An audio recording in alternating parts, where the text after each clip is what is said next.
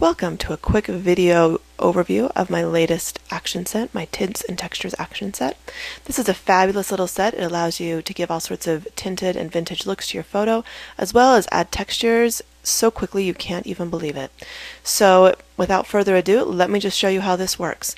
For starters, I have here a photo. This photo is essentially straight out of camera. I'm going to start by running my linen vintage action. Select the action, hit play, it does its thing, loads some layers, have this fun vintage tinted look here. Let's add a texture. Texture palette, texture color, click play, and I'm going to select a texture. I choose that one. Now I get to choose a texture color. I choose this color right there. And now I can adjust the brightness of this texture if I'd like.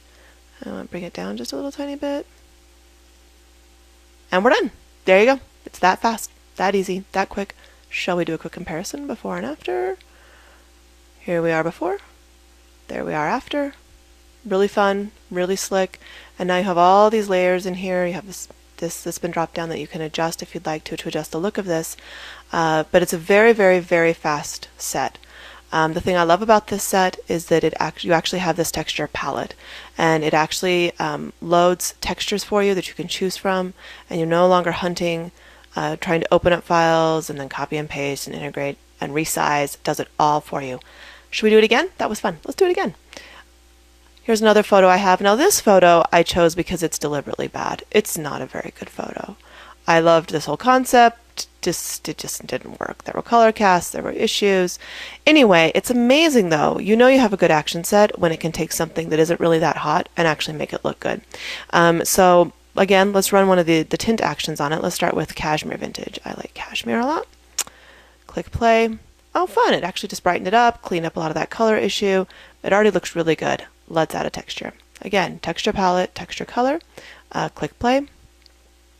Now what this does, it actually loads this palette here. These are the texture files that actually come with this action set, and it loads them into this palette for you, and you can just pick whichever one you want, and you can jump back and forth between the screens. For this particular photo, I think I'm going to choose this one here. And then what it does, it pops up this little thing here. Using the dropper, select a color from the texture, and this color will show in your color picker. Basically, this is the color of the texture. The problem, I'm going to click continue. The problem when you have textures in your photo is that a lot of times you love the color of the texture, but you really kind of want to separate it out of certain elements in your photo. You don't want the color on your subject or whatever. And so if you try to remove the texture off of your subject, you might be removing the color, but maybe you want the color. And so it just is really hard to have the color of the texture and the texture itself integrated into one file. This action separates out the color from the texture. All you have to do is just choose what color you want. So in this case, I usually like to choose a slightly lighter color. So I'm going to choose that one and click OK. And then it just kind of does its thing. One of the other problems with textures is that you need to make sure that the density, the exposure of the texture matches the exposure of your subject. And the only way you can do this is to adjust it. So what this does is it loads some layers here that allow you then to come in and adjust the brightness. So it's only adjusting the brightness and contrast of the texture. It's not adjusting the actual photo itself. That looks pretty good. Now, immediately you see the problem here. She's got texture on her face. But beautifully, we've separated out the color of the texture from the texture itself. So now I can come into my texture layer, use the brush tool, paint on my layer mask, and I can actually just pull the texture off of her. But now I'm not affecting the color at all. And the other nice thing I like about this is that I kind of like to blend the texture into my background a bit. So I can slide the opacity of my brush here. And I can maybe make it a little bit bigger. And now I can just kind of blend a little bit with my layer mask. And to make sure that the texture actually blends better into my photo, so it's not, texture, no texture, but instead it just kind of blends as it goes.